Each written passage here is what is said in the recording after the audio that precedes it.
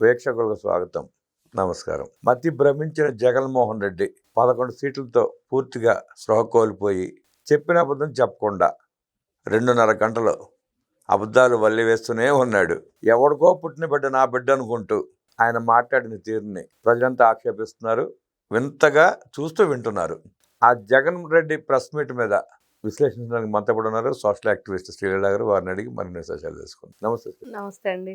జగన్ రెడ్డికి మతి ఎలా భ్రమించిందో ఈ రోజు ప్రెస్ మీట్ స్పష్టంగా తెలియజేస్తా ఉంది. అవును. చెప్పిన అబద్ధం చెప్పకుండా 2.5 గంటల అబద్ధాలు చెప్పాడండి. ఎక్కిలి నవ్వులు నవ్వుకుంటా, లేకి మాటలు మాట్లాడుకుంటా, అబద్ధాల మీద అబద్ధాలు చెప్పుకుంటూనే ఉన్నాడు. అంటే ప్రజలు 11 సీట్లకు పరిమితం చేసి మీరు అసమర్థులు, సన్నాసులు, ఇళ్లలో కూర్చోండి అని చెప్పి స్పష్టంగా తీర్పిచ్చినా కూడా ఇవాళ జరుగుతున్న అభివృద్ధి మేమే చేసామంటాడు. తీసుకొచ్చిన ప్రాజెక్టులు నేనే తెచ్చానంటాడు. పూర్తవుతున్న ప్రాజెక్టులు నాయనంటాడు. మీరు ఆయన మాటలను ఎట్లా చూస్తారు, ఎట్లా విశ్లేషిస్తారు? పని పాట లేక ఏం చేయాలో అర్థం కాక టైం పాస్ కోసం ఇట్లా స్టఫ్ ఇస్తూ ఉంటాడు మనందరం మాట్లాడుకోవడానికి.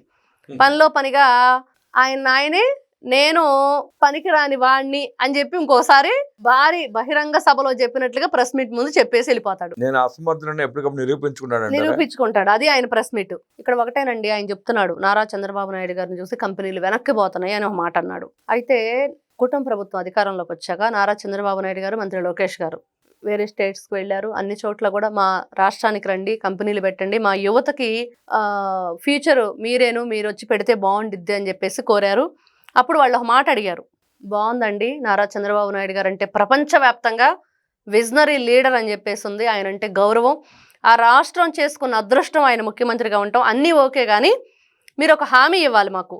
2029కి జగన్మోహన్ రెడ్డి రాకుండా ఉంటాడు అని మీరు భరోసా ఇస్తే ఖచ్చితంగా వచ్చే ఆంధ్రప్రదేశ్లో కంపెనీలు పెట్టడానికి మాకు ఎటువంటి ఇబ్బంది లేదని. దీనికి సమాధానం చెప్పాలి జగన్మోహన్ రెడ్డి గారు. ఇప్పుడు ఏం చెప్తాడు చెప్పండి? 2029లో రాజమండ్రి జైల్లో ఉంటాడా, విశాఖపట్నం జైల్లో ఉంటాడా, నెల్లూరు జైల్లో ఉంటాడా తెలియదు కదా జగన్మోహన్ రెడ్డి. ఏం చెప్తాడు? ఎక్కడికి వస్తానని చెప్తాడు? తెలియదు. పలానా జైలుకు వెళ్తాననుకుంటే చెప్పగలుగుతాడు. ఇదే ఇప్పుడు ఆయన జైలుకి వెళ్తాడా, ఇంకేదన్నా, లేకపోతే మొన్న ఆవిడ వెళ్ళింది కవిత తీహార్ జైలుకి, మరి అక్కడికి వెళ్తాడా తెలియదు. కానీ మొత్తానికైతే జగన్మోహన్ రెడ్డి అధికారంలోకి రాకూడదు అనేది కంపెనీలు కోరుకునేది.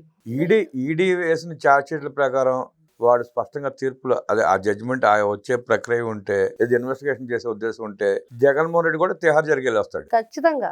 ఎందుకంటే మద్యం కుంభకోణం, బాబాయి కేసు, ఎన్ని రకాలండి ఈ రకంగా చెప్పుకుంటూ వెళ్తే 1 కాదు 2 కాదు.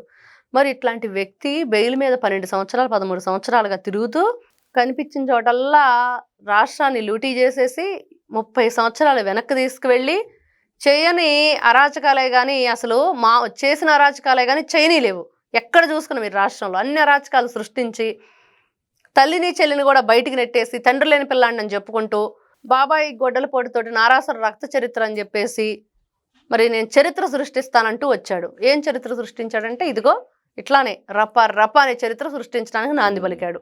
మరి ఈయన ప్రెస్ మీట్ పెట్టాడంటే అందరూ ఏమంటున్నారంటే ఇదిగో మద్యం బాటిల్ వేసి అడ్డంగా దొరికిపోయారు సాక్షి మీడియాకు సంబంధించిన వ్యక్తి, వైఎస్ఆర్సీపీ పార్టీ సోషల్ మీడియా వ్యక్తి. ఇప్పుడు దాన్ని డైవర్ట్ చేయడానికి ఈ ప్రెస్ మీట్, దాన్ని డైవర్ట్ చేయడానికి, అదేవిధంగా ఈ ఎవరైతే పొట్టేళ్ళు తలలు నరుకుతూ గోపాలపురం నియోజకవర్గంలో మరి ఇట్లానే టీడీపీ వాళ్ళ తలలు కూడా నరుకుతాం మేము వస్తే అని చెప్పేసి నినాదాలు చేసుకుంటూ కత్తులు తీసుకొని చిందులు దొక్కుతూ రోడ్లమ్మట తిరిగి నినాదాలు చేశారో వాళ్ళకి మరి రోడ్లమ్మట తిప్పుతూ పోలీసులు అరెస్ట్ చేసి తీసుకువెళ్ళిన వైనం తానేటి వనిత. మరి ఆవిడ గతంలో హోమ్ మినిస్టర్గా చేశారు, ఇప్పుడు వైఎస్ఆర్సీపీ పార్టీ ఇన్ఛార్జ్గా గోపాలపురం నియోజకవర్గంలో చేస్తున్నారు.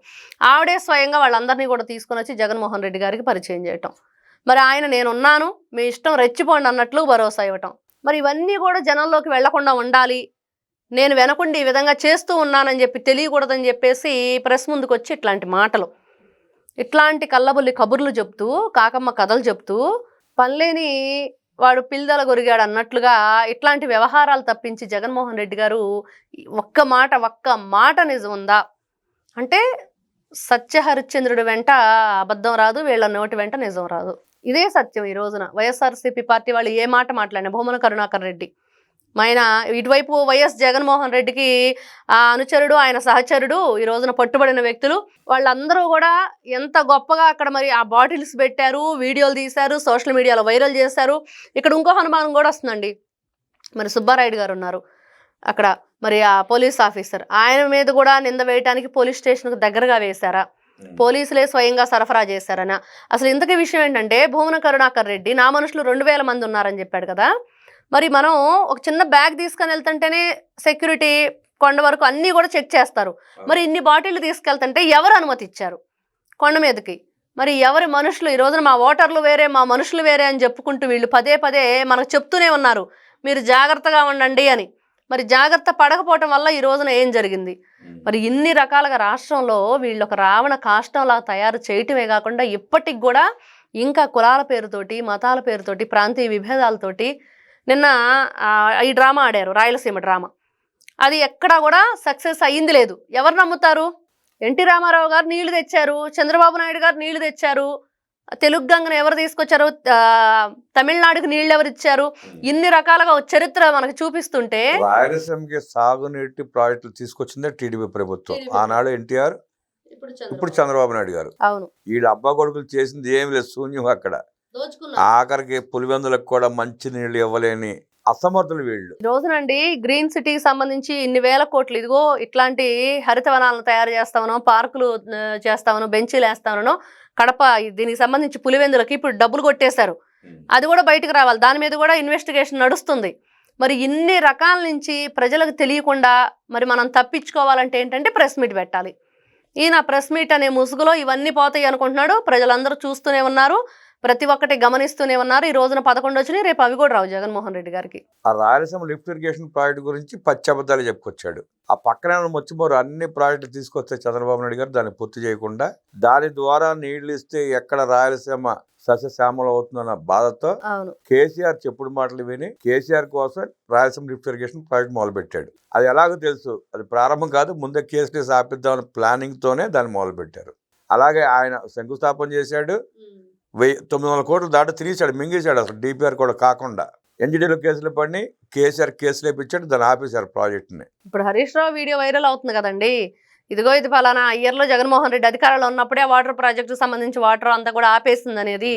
మరి ఇక్కడ చూస్తే ఈ ఒకవైపు వీళ్ళు అభివృద్ధి చేస్తారు అని చెప్పి అధికారం ఇస్తే, ఈరోజు పేపర్లో చూసాం మనం అవినాష్ రెడ్డి, మిథున్ రెడ్డి వాళ్ళ ఆస్తుల్లో వృద్ధి రేటు ఎలా ఉందనేది 500% పెంచుతారు ఒక్కొక్కడు.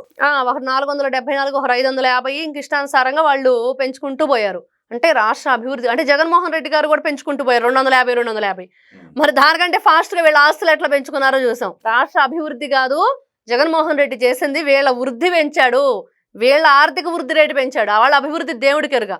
ఇన్ని రకాలుగా వీళ్ళు దోచుకోవటానికి, దాచుకోవటానికే రాష్ట్రాన్ని ఉపయోగించుకున్నారు తప్పించి రాష్ట్ర ప్రజలకు వీళ్ళ వల్ల ఒరగబెట్టింది ఏదీ లేదు. జగన్మోహన్ రెడ్డి గారు ఏం చేశారు అనేది ఈ రోజున మనం చూస్తూ ఉన్నాం. ఎన్ని రకాలుగా ఒక్కొక్కటిగా బయటకు వస్తున్నాయి. ఈ రోజున ఈ ఐపాక్ ఆఫీస్ మీద దాడులు కానివ్వండి, ఇవన్నీ ఈ రోజున అక్కడ ఐపాక్ ఆఫీస్ దాడి వైఎస్ఆర్సీపీ పార్టీ ఆఫీసు కూడా టచ్ అయిపోతుంది అనేది కూడా ఈ రోజున వాళ్ళలో ఒక భయం ఏర్పడింది అనేది. భోగాపురం ఎయిర్పోర్ట్ గురించి కూడా పచ్చబద్దాలు చెప్పుకొచ్చాడు. ఆనాడు కేంద్ర ప్రభుత్వం పిలిచి చివాట్లు పెడితే తప్పనిసరి పరిస్థితిలో మళ్ళీ శంకుస్థాపన చేసి మొదలు పెట్టాడు. అంతకుముందు కేసులు వేపించింది మొత్తం జగన్ రెడ్డి. మరి ఏపిచ్చాడు, తీపిచ్చాడు, శంకుస్థాపన ఒక డ్రామా ఆడాడు, వదిలేశాడు. జిఎంఆర్ని బెదిరించి జిఎంఆర్ దగ్గర కాకినాడ సెజ్లో వాటాలు కొట్టేసి మళ్ళీ మొదలు పెట్టాడు. 1 కాదు 2 కాదు. ఇవాడైతే సిగ్గు లేకుండా నేనే చేశానని చెప్పుకుంటాడు. అన్ని అనుమతులు తెచ్చాడు, ఒక్క అనుమతి తెచ్చలేదు. అన్ని జగనే చేశాడండి అరాచకాలను. అందుకనే 11 ఇచ్చారు ప్రజలు. ఆయన చెప్పే దాంట్లో మనమే అర్థం చేసుకోవాలి. నేను కరెక్ట్ గానే చెబుతున్నాను, నీకు అర్థం కావటానికి కొంచెం టైం పట్టిద్దని మనకు అర్థం కావటానికే టైం పట్టింది. డైరెక్ట్ గా అరాచకాలు చేశారని చెప్పుకోలేక అభివృద్ధి చేశారని చెప్తే 11 సీట్లు ఇచ్చారని చెప్పి సునకానందం పొందుతున్నారు ఒక రకంగా. అవును, దిక్కుమాలిన జగన్మోహన్ రెడ్డి ప్రెస్ మీట్ ని ఖండిస్తూ జగన్మోహన్ రెడ్డి చేసిన అరాచకాలని, దుర్మార్గాలని విశ్లేషించిన శ్రీలీల గారికి ధన్యవాదాలు తెలియజేస్తూ నమస్కారం.